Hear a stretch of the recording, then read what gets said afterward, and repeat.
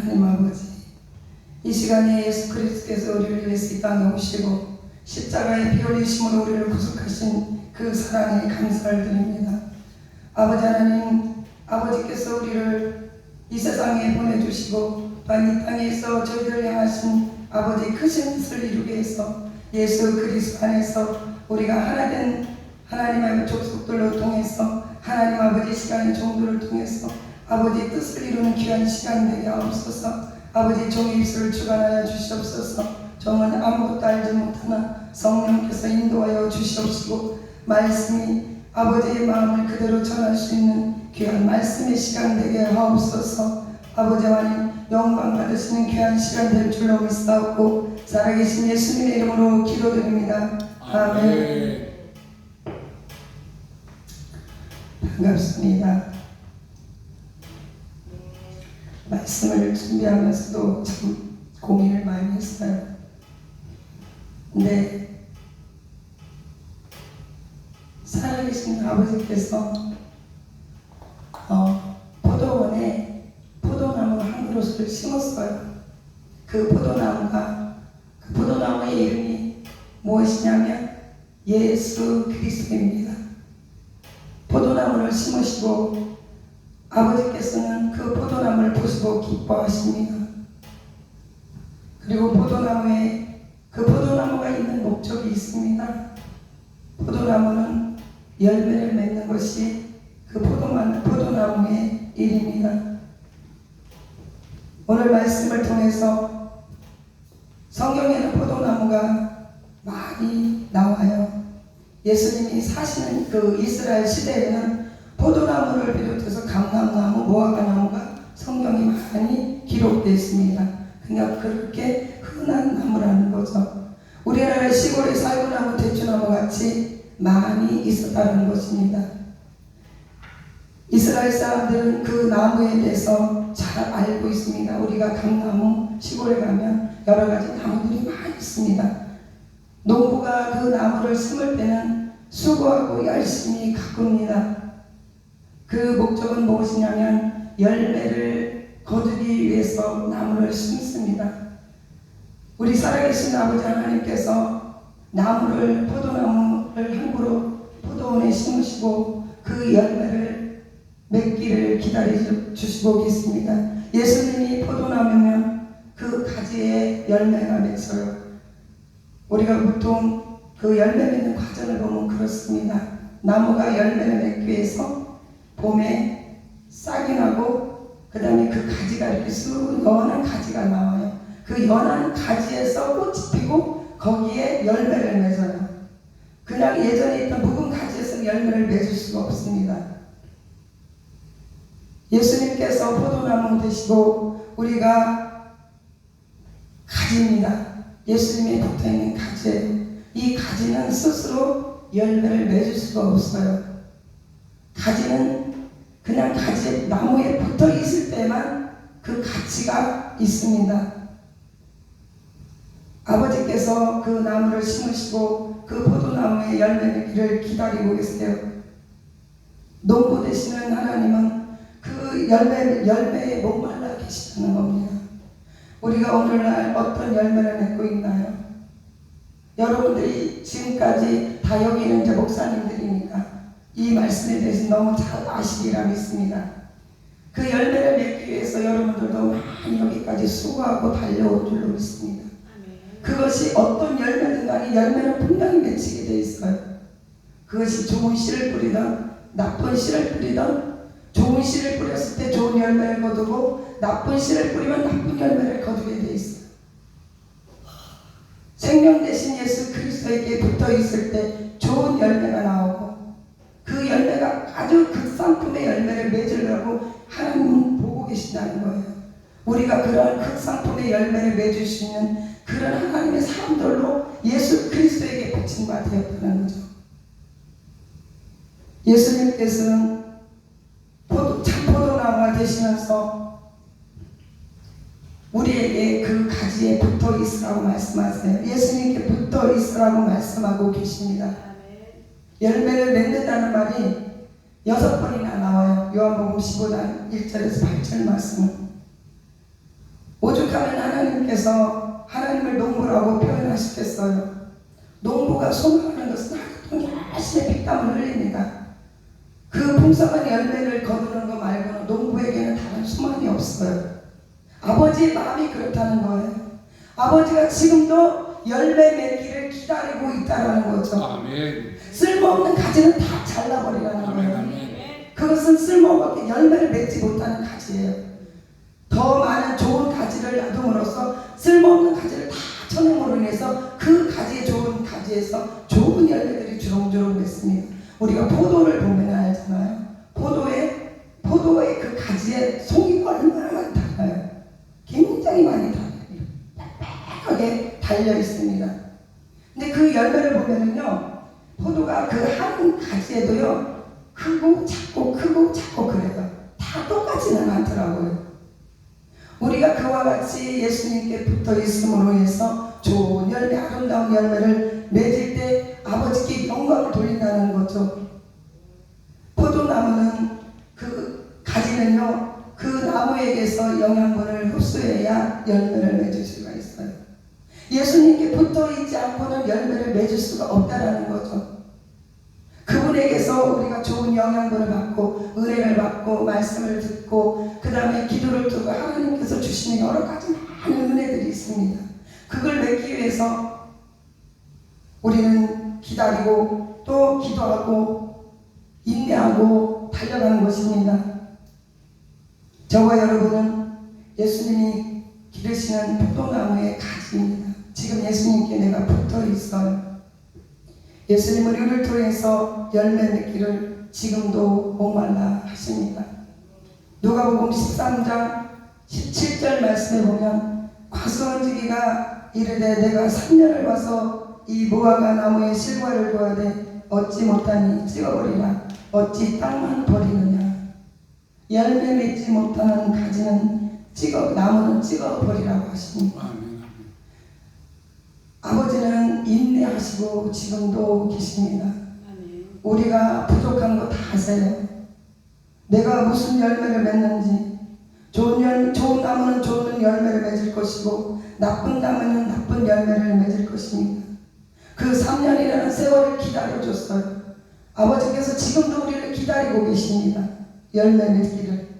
물론 여러 가지 열매들을 지금 우리는 맺어가고 있는 줄로 믿습니다. 처음에는 아버지께서 실망하시는 거예요. 왜 내가 3년 동안 기다리는데 열매를 맺지 못하지? 신앙생활을 그렇게 했는데 왜 열매가 없지? 아버지께 가지고 보여드릴 열매가 없다는 거예요. 나중에는 아버지께서 분노하십니다. 심판하시라는 거죠. 언젠가는 이것을 결산할 때가 옵니다. 아버지 앞에 서는 날 우리는 아버지 앞에서 그 결산의 때가 다가오고 있어요. 그때 우리가 어떤 열매를 낼 것이냐 그거예요. 오늘 본문 2절에 보면은 열매 맺지 아니하는 가지는 아버지께서 그것을 제거해 버리시고 무릇 열매를 맺는 가지는 더 열매를 맺게 하여 그것을 깨끗하게 하신다고 그래요.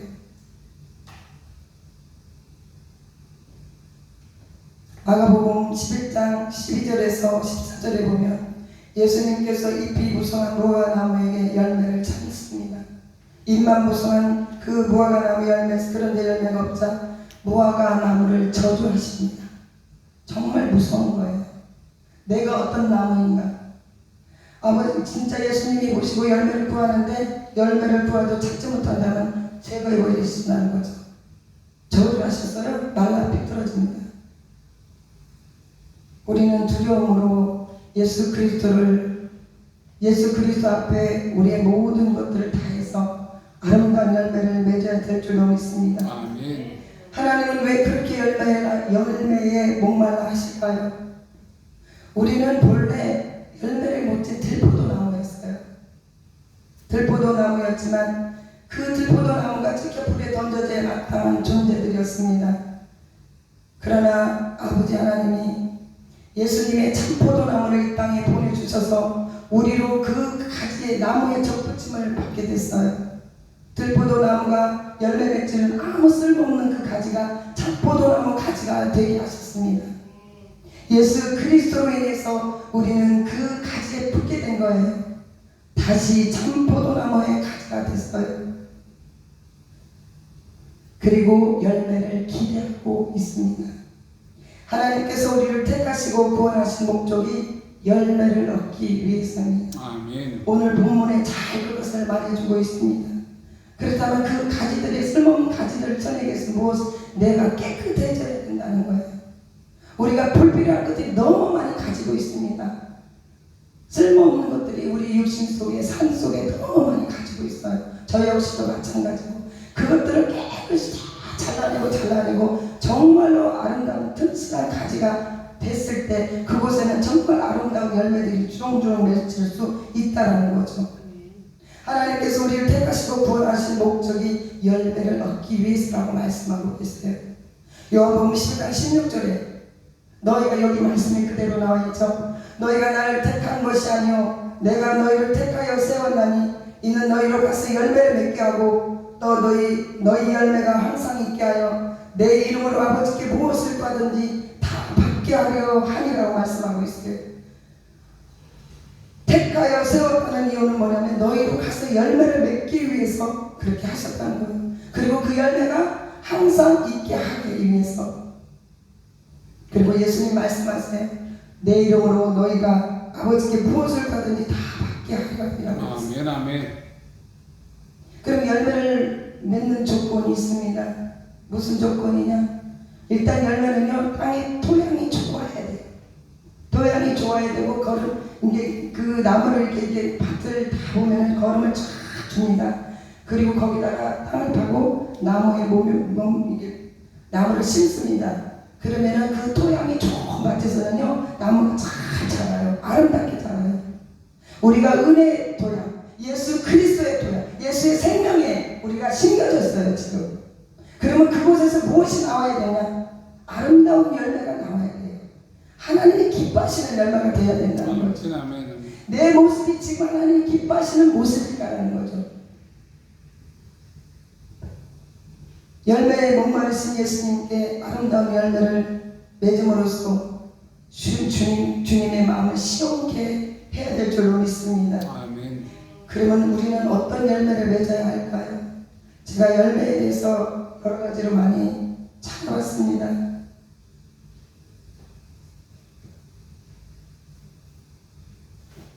성경에는 여러 가지 이사야 10장 12절 말씀해 보니까 마음의 열매가 있더라고요. 이러므로 주 내가 나의 일을 시온산과 예루살렘에 행하노니 아수르 왕의 완악한 마음의 열매와 높은 눈의 자랑을 벌하리라. 이거는 저주입니다. 완악한 마음의 열매. 마음의 열매가 완악한 마음의 열매가 있다는 거예요. 아버지께서는 이것을 저주한다고 말씀하세요.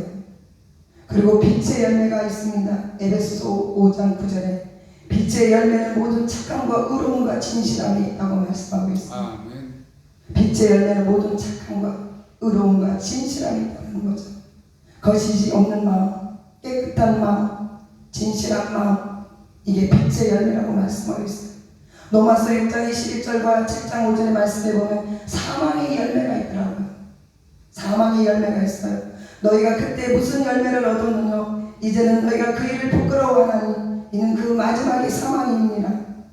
우리가 육신에 있을 때는 율법으로 말미암는 죄의 정욕이 우리 지체 중에서 역사하여 우리로 사망을 위하여 열매를 맺게 하였다니 사망의 열매가 있다니 우리가 육신에 속한 자 육신의 대로 살면 그것은 반드시 사망의 열매를 맺는다는 거예요. 그리고 야고보서 3장 10절을 말씀해 보면 선한 열매가 있습니다. 오직 이로부터 난 지혜는 첫째 성결하고 다음에 화평하고 관용하며 양순하며 긍휼과 선한 열매가 가득하고 병백과 거짓이 없나니 말씀하고 있어요. 선한 열매. 첫째는 성결하고 화평하고 관용하고 양순하고 긍휼함이 선한 열매라고 말씀하고 있습니다. 그리고 손의 열매가 있습니다. 잠언 31장 31절 말씀에 보면 그 손의 열매가 그에게로 돌아갈 것이요 그 행한 일을 인하여 성문에서 칭찬을 받으리라. 손의 열매라는 거예요. 내가 손으로 어떤 일을 했느냐, 손으로 손으로 선한 일을 했다면 그것은 손의 열매로 거둔다는 칭찬을 받는다는 거예요. 요한복음 4장 36절과 로마서 6장 21절 말씀에 보면 영생의 열매가 있습니다. 거두는 자가 이미 싹도 받고 영생에 이르는 열매를 모으나니 이는 뿌리는 자와 거두는 자가 함께 즐거워하게 하려 함이니라. 그러나 이제는 너희가 죄에게서 해방되고 하나님께 종이 되어 거룩함에 이르는 열매를 얻었으니 이 마지막은 영생이라. 영생에 이르는 열매. 이거는 뿌리는 자와 거두는 자가 함께 즐거워하게 하기 위해서 그렇대요. 그리고 그 마지막은 영생이에요. 영생 열매를 거둬야 된다고 말씀하고 있어요. 의의 열매에 대해서 말씀하고 있습니다. 아모스 6장 11절과 고린도후서 9장 10절, 빌립보서 1장 11절과 히브리서 12장 11절과 야고보서 3장 18절 말씀에 말들이 어찌 바위 위에서 달리겠으며 소가 어찌 거기 박걸리느냐. 그런데 너희는 공법을 쓸개로 변하며 정의 열매를 인진으로 변하며. 고린도서 9장 10절 말씀에 심는 자에게 씨와 먹을 양식을 주시니가 너희 심은 것을 주사 풍성하게 하시고 너희의 의의 열매를 더하게 하시니. 빌립보서 1장 10절 말씀에 예수 그리스도로 말미암아 의의 열매가 가득하여 하나님의 영광과 찬송이 되게 하시기를 구하노라. 히브리서 12장 11절 말씀에 무릇 징계가 당시에는 즐거워 보이지 않고 슬퍼 보이나 후에는 그로 말미암아 연단한 자에게는 의의 평강한 열매를 맺는 의의 열매가 있습니다. 야고보서 3장 8절의 말씀에 화평케 하는 자는 화평으로 쉬며 의의 열매를 거두느니라. 의의 열매. 화평케 하는 자, 이런 자는 의의 열매가 있다고 말씀하고 있어요. 의인의 열매가 잠언 11장 30절 의인의 열매는 생명나무라. 지혜로운 자는 사람을 얻는다고 말씀하고 있어요. 생명나무. 의인의 열매는 생명나무입니다. 우리가 사람을 얻는다는 것은 죽어가는 사람을 구원시킨다는 말씀입니다. 내가 어떤 사람을 전도해서 믿지 않는 자에게 예수 그리스도 복음을 전함으로써 그 사람이 믿음을 가지다 내가 사람을 얻는 거예요. 이것이 의의 열매예요. 그리고 잠언 13장 12절 말씀에 그리고 18장 20절에 21절과 이사야 57장 19절 히브리서 13장 15절 말씀에는 입의 열매를 말씀하고 있어요. 사람은 입의 열매로 인한 복록을 누린다고 말씀합니다. 마음이 괴사한 자는 강포를 당한다. 사람은 입에서 나오는 열매로 하여 배가 부르게 되나니 곧 그 입술에서 나는 것으로 하여 만족하게 되니라. 죽고 사는 것이 혀의 권세에 달렸나니 혀를 쓰기 좋아하는 자는 그 열매를 먹으리라. 입술의 열매를 짓는다 여호와가 말하노라. 먼데 있는 자에게든지 가까운 데 있는 자에게든지 평강이 있을지어다. 내가 그를 고치리라 하셨느니라. 이러므로 우리가 예수로 말미암아 항상 찬미의 제사를 하나님께 드리자. 이는 그 이름을 증거하는 입술의 열매니라. 예수 그리스도를 찬양하고 우리의 입술이 무엇을 말하고 있습니까? 이 말이 씨앗입니다. 부정된 말을 하면 부정의 씨앗을 떨어뜨려요. 그러면 그게 씨앗이 반드시 나요. 긍정의 말을 심으면 그 긍정이 딱 살아서 싹이 납니다. 그리고 그 열매의 결과를 얻어요. 사람들이 보통 말하는 것은 이게 무슨 말이 씨가 되냐면 아니요. 말이 씨가 돼요. 내가 어떤 말을 했든지 그 말씀은 분명히 나가요. 그러면 그 말이 땅에 그것이 떨어짐으로 나중에는 그것이 다시 그 쓴 열매를 거두는 거예요. 긍정의 말을 거두면 좋은 열매를 거둘 거지만 그래서 우리의 혀를 쓰기 좋아하지 말라고 말씀하고 있어요. 우리는 보통 그런 것을 생각을 하지 않습니다. 태의 열매가 있어요. 시편 127편 3절과 이사야 13장 18절 말씀에 예레미야 2장 20절과 호세아 9장 16절과 미가서 6장 7절 말씀에 태에 대해서 이야기하고 있습니다. 자식은 여호와의 주신 기업이요 태의 열매는 그의 상급이로다. 태의 열매는 하나님의 상급이래. 아름다운 거잖아요. 맺을 사람이 활로 청년을 쏘아 죽이며 태의 열매를 긍휼히 여기지 아니하며 아이를 가슴 보지 아니하며 이거는요 굉장히 내가 난 자식이 다른 사람에 의해서 죽임을 당할 수 있는 거예요. 그렇게 된다면 얼마나 슬프겠어요. 부모로서의 그 고통 말도 할 수가 없을 겁니다. 전쟁 시에는 여인들이요 여호와의 감찰하소서 뉘개같이 행하셨는데 여인들이 어찌 자기 열매고 손에 받은 아이를 먹으며 제사장들과 선지자들이 어찌 주의 성소에서 살육을 당하오리까. 자기네가 낳은 자식을 먹는다는 거예요. 굶주림 속에 전쟁이 일어나는. 이거는 굉장히 두려운 일이잖아요. 여호와께서 전천의 수양이나 만민의 강수 같은 기름을 기뻐하실까. 내 허물을 위하여서 내 마다들을 내 영혼의 죄를 위해서 내 몸의 열매를 드릴까. 여러분, 하나님이 내 자식 제물로 바치라고 하면 바칠 수 있겠어요? 아브라함은 거기에 순종했죠. 정말 할 수 있을까요? 당장에 내가 지금 이 믿음 좋을 때는 할 수 있다고 말할 수 있어요. 하지만 진짜 그 일이 내 눈을 닥칠 때면 못할 거예요. 저도 못할 것 같아요. 내가 그렇게 사랑하는 자식인데 아버지한테 드리라고. 물론 할 수 있는 사람도 있을 거예요. 저는 아직 거기까지 믿음이 안 되니까 그렇게 못할 것 같아요. 그리고 하나님 나라의 열매가 있어요. 마태복음 21장 43절 말씀에 그러므로 내가 너희에게 이르노니 하나님의 나라를 너희는 빼앗기고 그 나라의 열매를 맺는 백성이 받으리라. 열매 맺는 백성이 그 나라를 받는데요. 하나님 나라는 열매 맺지 못하면 하늘나라에 들어가지 못한다는 얘기거든요. 그리고 잠언 31장 31절과 이사야 3장 17절 말씀, 예레미야 31장 19절과 미가 7장 13절에 행위의 열매가 있습니다. 그러므로 자기 행위의 열매를 먹으며 꽤 배부리리라. 너희는 의인에게 복이 있으리라 말하라. 그들은 그 행위의 열매를 먹으리. 악인도 그 행위의 열매를 먹을 뿐 그 행위의 열매를 먹으며 의인에게도 그 행위의 열매를 먹는데요. 악인도 자기가 악한 짓을 하면 그 악함의 행위의 열매를 먹고 의인도 자기가 의를 행하면 그 행위의 열매를 먹는다는 거예요. 의의 열매를 먹는다는 거예요. 주는 모략에 크시며 행사에 능하시며 인류의 모든 길에 주목하시며 그 길과 그 행위의 열매대로 보응하시나니가 그 땅은 그 거민의 행위로 말 열매로 인하여 황무하리로다. 이 땅에 악이 성행하면은 악이 뿌려져요. 세상에 악이 뿌려지면 뭘 거두겠어요? 황무하게 된다는 거예요. 황무한 땅에서 그 황무함이 이 땅에 임한다는 겁니다. 회개에 합당한 열매가 있어요. 회개에 합당한 열매. 마태복음 3장 8절, 누가복음 3장 8절.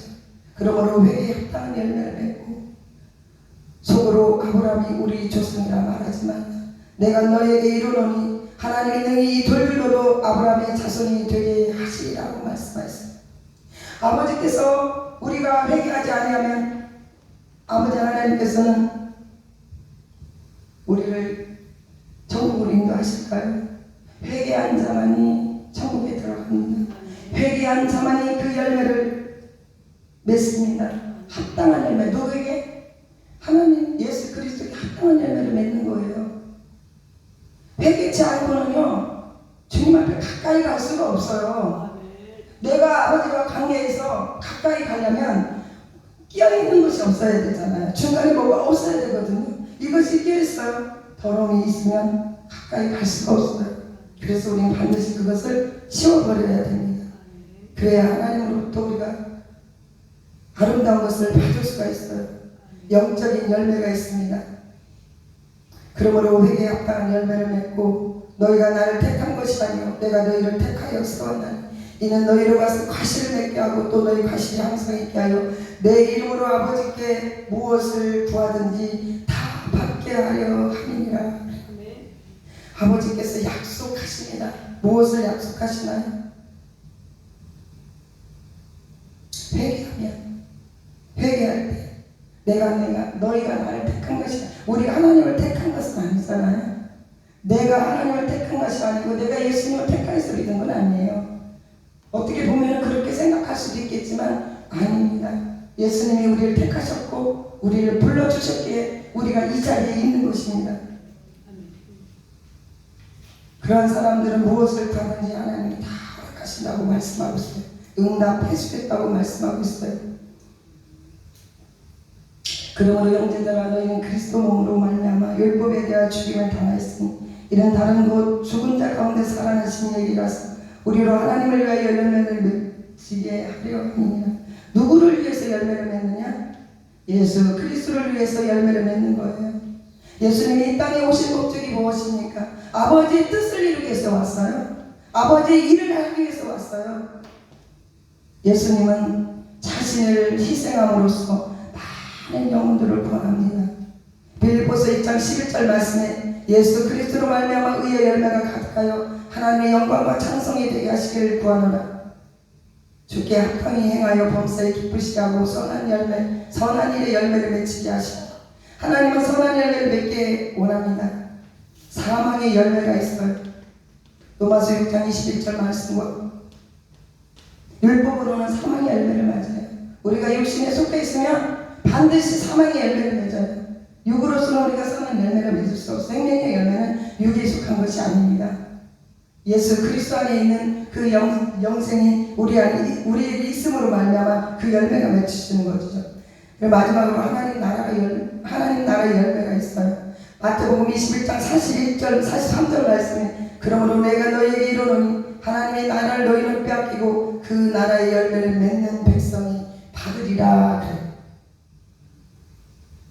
열매 맺지 않는 사람들은 그 나라를 빼앗긴답니다. 그리고 그 나라의 열매 맺는 백성이 받는다고 말씀하고 있습니다. 성령에 우리가 보면은 갈라디아서 5장 22절에서 23절 말씀에 성령의 열매에서 9가지 열매가 나오죠. 사랑과 희락과 화평과 오래 참음과 자비와 왕성과 충성과 은혜와 절제니 이것은 예수님의 성품을 나타내고 있어요. 예수님의 성품이라는 얘기예요. 우리가 이것을 맺을 때 예수님의 성품이 우리 안에 있다는 얘기입니다. 그냥 단순하게 사랑과 희락과 화평과 이게 아니고 이것은 예수님의 성품이고 그리고 우리의 삶의 결과예요. 우리의 삶의 결과, 우리의 나타나는 형상들입니다. 내가 믿음으로 온전하게 살았다면 이런 열매들이 맺혀진다는 거죠. 예수 그리스도 안에서 완전히 붙들려 받아서 이런 열매들이 맺혀진다고 말씀하고 있습니다. 저와 여러분이 예수님의 마음을 품고 사랑의 하나님 아버지를 닮아가는 것이래. 잃어버린 하나님의 형상을 회복하는 거예요. 우리가 이것을 회복해야 됩니다. 그리고 전도의 열매가 있습니다. 나를 통해서 전도의 열매를 맺어지는 거예요. 내가 포도나무 대신 예수 그리스도에게 딱 붙어 있을 때 내가 붙어있는 가지 속에 내가 또 다른 사람을 끌어들이고 그 포도나무의 가지에 주렁주렁 이렇게 열매가 맺히는 거예요. 나도 연약한 가지였지만 비록 새순이 돋고 그리고 그 새순 돋은 데에 열매를 맺히는 예수님께서 얼마나 기뻐하실까요? 우리 주변의 가족이나 이웃들이 죄 가운데 그 다음에 마귀에 포로되어서 지옥 가는 사람들을 우리들은 살려내야 됩니다. 복음만이 예수 그리스도의 복음만이 살려낼 수가 있어요. 세상의 방법으로 선한 일, 착한 일, 그것은 육신적인 행위로서 구원받을 수 없어요. 그들에게는 오직 예수 그리스도 이름만이 구원할 수 있습니다. 이들에게 예수 그리스도를 우리가 전해줘야 됩니다.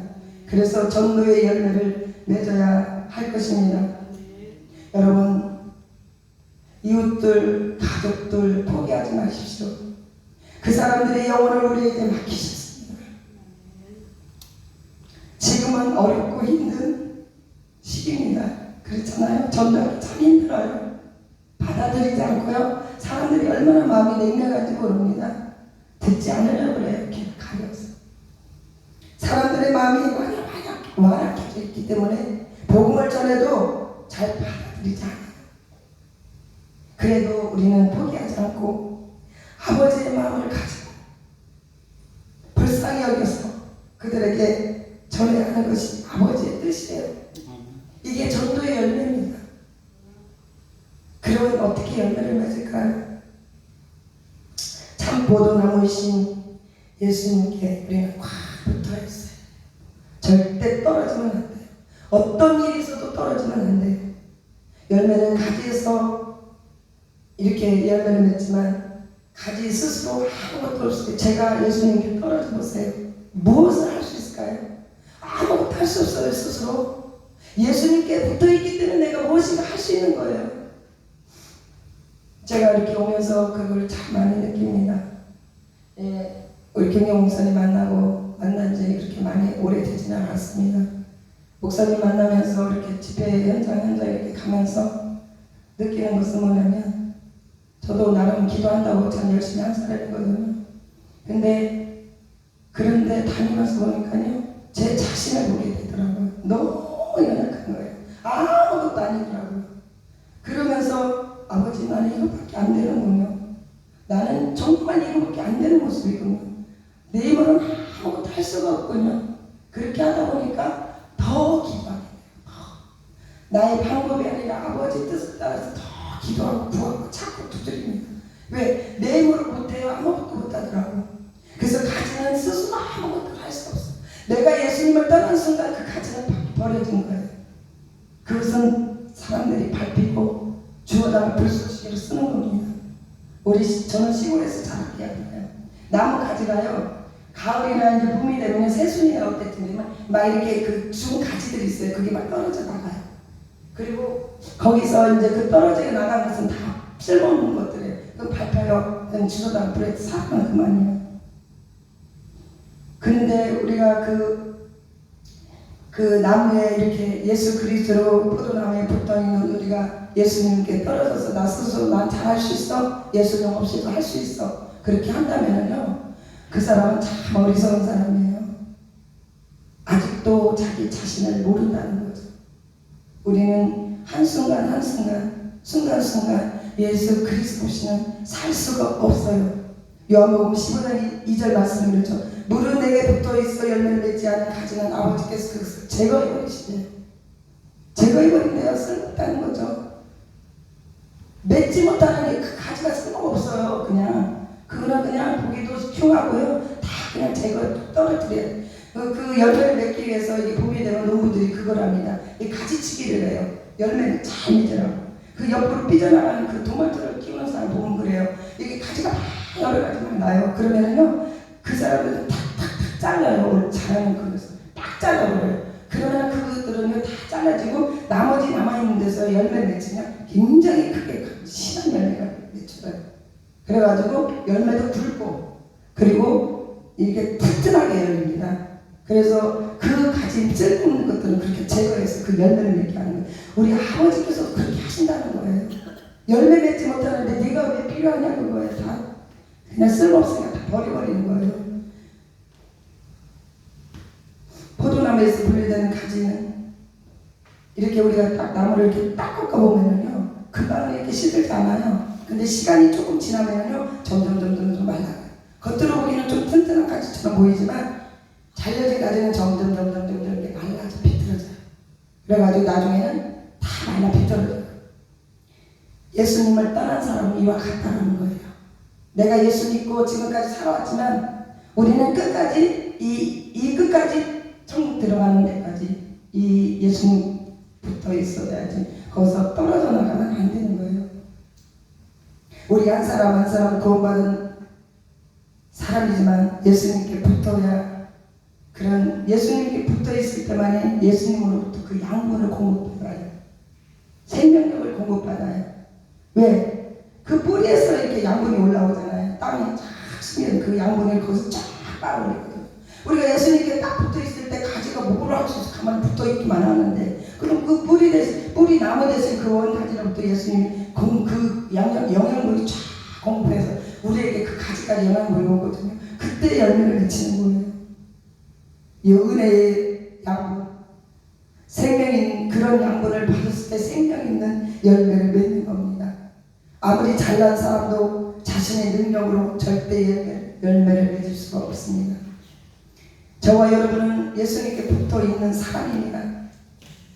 2절에 보면 물은 내게 붙어 있으라 너희가 나를 떠나서는 아무것도 할 수 없느니라. 내게 붙어 있어라 그래요. 내게 붙어 있어라. 너 떨어져 나가면 너 아무것도 할 수 없고 너는 쓸모없으니까 너는 내게 붙어 있어. 우리로 하여금 영적 생명을 유지하고 열매 맺게 하는 능력의 원천이 바로 예수 그리스도이심을 믿으시 바랍니다. 그러므로 우리는 어떤 상황 가운데서도 예수님께 붙어 있어야 합니다. 아이들이요, 엄마 따라 시장을 가요. 엄마에게 꼭 붙어 있으면 별게 다 생기잖아요. 우리 엄마 따라 시장 가보면 치마처럼 붙들고, 그러면 짜장면도 생기고 떡볶이도 생기고 맛있는 과자도 얻어먹고, 그러나 엄마에게 붙어 있지 않으면 국물도 없어요. 못 얻어먹어요. 그러니까 엄마 따라서 엄마 저것도 사줘, 저것도 사줘. 엄마 붙어 있어야 사주죠. 그래 졸라야 사주죠. 우리 날아가는 새에 파리가 붙어 있으면요, 그 새가 가는 곳을요 다 갈 수가 있어요. 어디든지 가요. 새가 날아가는 거 다 가요. 파리가 거기만 붙어 있으면 돼요. 비행기에 붙어 있으면 영국도 갈 수 있고 미국도 가고 세계 어디든 다 가요. 새가 붙어 있으면 되는 거예요. 그러니까 파리는 그냥 가면 있는 거예요. 우리나라 말에 보면 좀 무서운 말이 있거든요. 걷는 놈 위에 뛰는 놈 있고, 뛰는 놈 위에 나는 놈 있고, 나는 놈 위에 붙어 있는 놈이 있대요. 근데 붙어 있는 사람이 제일 지혜롭다는 거예요. 예수님께 붙어 있으면 생명도 얻고 열매도 맺고 천국에 가게 됩니다. 가장 중요한 것은요, 붙어 있는 거예요. 내가 예수님께 꼭 붙어 있어야 돼요. 누구의 예수님께 꼭 붙어서 항상 우리는 붙어 있어야 합니다. 조립식 그 가지처럼, 우리 나무 보면 조립식 있잖아요. 붙었다 뗐다 붙었다 뗐다 하는 게 자석으로 그런 데게 있어요. 그렇게 하면 안 되는 거예요. 내가 예수님께 붙었다가 유리할 때 이렇게 할 때는 내 기분 따라 붙었다 떨어졌다 붙었다 떨어졌다, 그렇게 하면 안 된다는 거예요. 예수님께 이런 사람은 꺾어진 가지와 같다라는 거예요. 꺾어진 가지는 생명은 있을지 모르지만 생명력은 없습니다. 생명력이 없으면 열매를 맺을 수가 없어요. 우리는 예수님께 붙어 있어서 있음으로 인해서 열매를 맺을 수가 있답니다. 많은 열매를 맺으려면 그러면 어떻게 해야 될까요? 예수 그리스도 안에 거하라. 요한복음 15장 오늘 본문 말씀 4절의 말씀이 그래요. 내 안에 거하라. 나도 너희 안에 거하리라. 가지가 포도나무에 붙어 있지 않으면 스스로 열매를 맺을 수 없음 같이 너희도 내 안에 있지 않으면 그러하리라. 네가 내 안에 거하지 아니하고, 이 거한다는 것이 무엇이냐면 연합이라는 거예요. 연합. 다 연합되어 있다는 거예요. 이건 누구도 뗄 수 없는 거예요. 그렇게 있으라는 거예요. 거하라. 거하라는 말이 10번이나 나옵니다. 내 안에 거하라. 너 내 안에 거해. 내 안에 들어와. 그렇게 말씀하고 있어요. 거한다는 것은 계속 머무른다, 그런 뜻입니다. 그 안에 계속 이렇게 머무른다는 뜻이에요. 예수님과 지속적인 교제를 통하여 예수 안에 거할 때 열매를 맺는 것을 말씀하고 있다는 지속적인 관계, 끊임없이 끊어지지 않는 관계. 계속 어디를 가든지 예수님이 가는 곳에, 예수님이 이리 가면 이리 가고 저리 가면 저리 가고, 예수님이 누우면 눕고 나도 같이 그냥 생각하는 동거하는 거죠. 동. 그렇게 할 때 열매를 맺을 수가 있습니다. 그리스도 안에 거한다는 뜻은 끊임없이 밀접한 관계를 계속 유지하는 거예요. 우리가 이렇게 친한 관계도 그렇잖아요. 친한 사람들요 자주 보면은요 친밀해져요. 그리고 막 모든 비밀이 없어져요. 점점 비밀이 없어져요. 근데 이 사람도 이렇게 친밀한 사람도요, 조금만 이게 한참 떨어지면은요, 우리나라 속담에서 눈에서 멀어지면 마음에서 멀어진다는 말이 있어요. 눈에서 자꾸 몇 번 이렇게 하면은요, 그 다음 만나면 서먹해지는 거예요. 그게 사람 관계거든요. 근데 예수님과 관계가 만약 우리가 그렇다면 예수님 앞에 뭐래만 예수님 안녕하세요. 그 다음에 무슨 한 말이 있겠어. 매일같이 주거니 받거니 막 교제하다가 예수님과 단절해서 한동안 예수님과 교제를 안 하고 떨어져 있었다고 생각해보세요. 갑자기 왔어요. 예수님 어떤 일이 생겨서 왔어요. 근데 그때 와가지고 예수님한테 무슨 말을 할지 몰라요. 근데 늘상 만나는 사람이 일상적으로 그냥 계속 대화하는 거예요. 친한 사람끼리. 그것이 자연스럽다는 거죠. 우리가 예수님을 기대하고 의지하고 그 다음 예수님 앞에 마음을 다 쏟아놓고 그 생명의 힘의 원천이고 생명의 원천이신 우리 예수 그리스도를 친구로 예수님을 친구로 신뢰한다는 거예요. 믿는다는 거죠. 어떤 상황이 와도 예수님이 어떻게 하든지 간에 그분에 대한 신뢰성 변하지 않는다는 거거든요. 사랑의 관계가 얼마나 참 맺는 게 어려워요. 서로가 믿고 신뢰한다는 그 자체가 그렇게 쉬운 일은 아니더라고요. 그렇지만 시간이 갈수록 그 사람의 어떤 그 진실성과 마음과 그런 어떤 그 생각이나 행동이나 이런 걸 보면은 아, 저 사람 정말 믿을만해. 이제는 내가 저 사람한테 내 모든 것을 다 털어놔도 되겠다 라는 그런 게 있어요. 사람관계. 그렇지만 사람은 100% 믿을 수는 없어요. 하지만 우리 예수님께서는 그런 것까지도 다 감싸주시는 분입니다. 예수님과 우리가 동거하는 거예요. 우리 부부가 이렇게 결혼을 하면 한 집에서 이렇게 동거하면서 살아가잖아요. 그리고 자녀를 낳잖아요. 예수님도 우리가 동거하면서 이렇게 같이 가다 보면 열매를 맺는, 부부가 자녀를 낳는 게 열매잖아요. 대열매라고 아까도 했잖아요. 그 열매를 맺듯이 우리가 예수님과 이렇게 동행하면은 열매를 맺는다는 얘기예요. 우리도 어떤 열매를 맺는 거예요. 열매를 여러 가지를 아까 제가 말씀드렸습니다. 우리가 끝으로 열매를 맺으려면 예수님의 말씀 안에 거해야 됩니다. 요한복음 15장 7절 말씀에 너희가 내 안에 거하고 내 말이 너희 안에 거하면 무엇이든지 원하는 대로 구하라. 그리하면 이루리라. 내 안에 거하라. 나도 너 안에 거리라.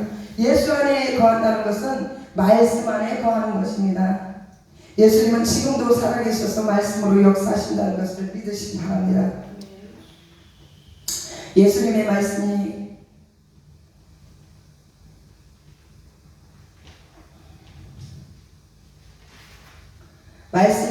육신이 되어 오신 예수님께서 진리의 말씀을 깨닫게 하고 우리를 자유케 하시고 생명의 길로 그 다음에 형통한 길로 인도해 주십니다. 저와 여러분이 말씀 안에 거할 때 열매를 맺을 수 있다는 것을 믿으시기 바랍니다. 열매를 맺지 못하는 이유는 지식으로 받기 때문입니다. 내가 예수님의 말씀을 생명으로 받고 내 말이 곧 영이요 생명이라고 말씀하셨어요. 예수님의 말씀이 영이라는 거예요. 제가 기도하다가 깨달은 게 있어요.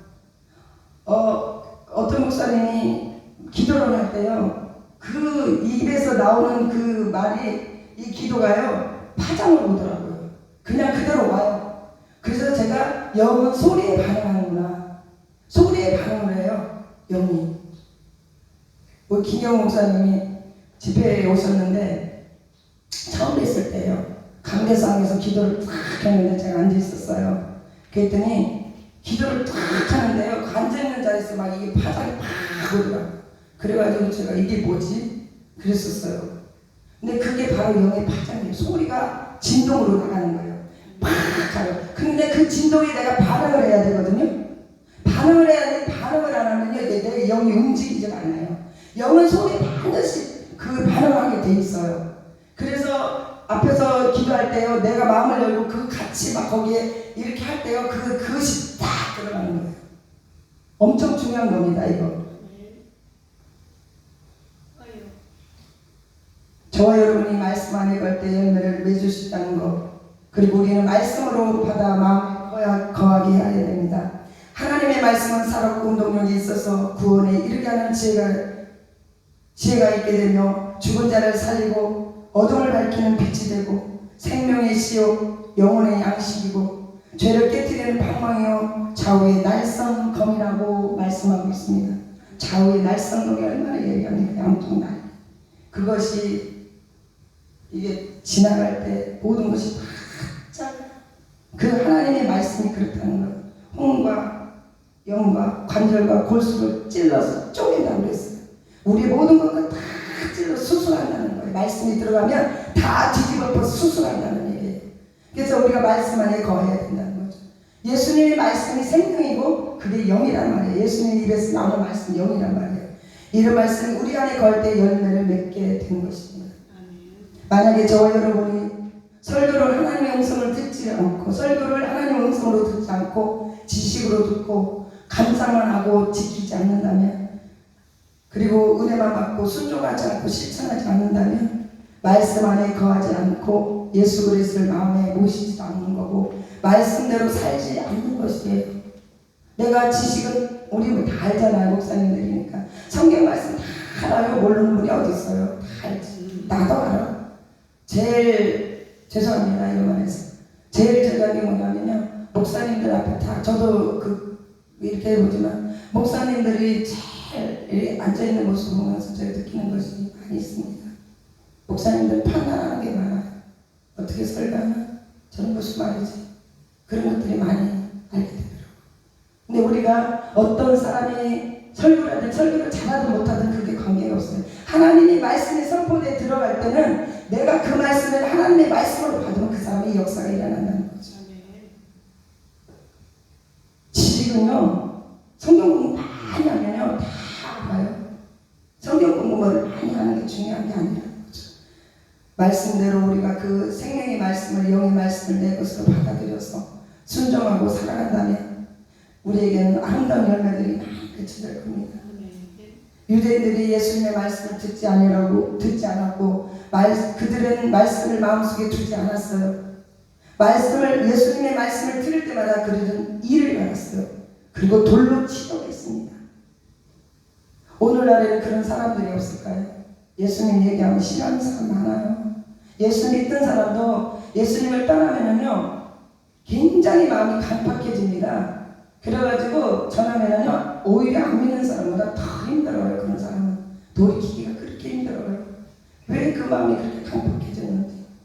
제가 좀 부끄러운 얘기지만 저희 집에는 다 예수를 믿는데 유독 이제 둘째 오빠가 교회를 다니다가 안 다니고 있어요. 가슴 아픈 일이에요. 근데 어느 날 이렇게 전화 통화를 하는데요. 진짜로 제가 깜짝 놀랐어요. 너무 그 말 속에서 악함도 그런 악함이 없는 거야, 말이. 그래서 왜 이렇게 변했지? 그만큼 이 시대의 어둠이요, 사람들의 마음을 그렇게 장악해버렸어요. 전에는 안 그랬어요. 제가 제일 좋아하는 오빠였거든요. 오빠가 셋이 있지만 그 중에 둘째 오빠를 제가 제일 좋아했어요. 마음이 따뜻했기 때문에. 그랬는데 오빠가 어느 날 그렇게 변한 모습을 보고 지난번에도 제가 명절 때 전화하는데 어떤 얘기를 예수를 믿어야 되지 않겠느냐 그랬더니 그런 얘기 엄청 하지 마 이러더라고요. 그래도 제가 그랬어. 그래도 이제는 예수를 믿어야 되지 않겠느냐고. 저는 마음이 그렇습니다. 빨리 돌아왔으면 좋겠어요. 마음이 아파요. 예수님의 말씀을 전할 때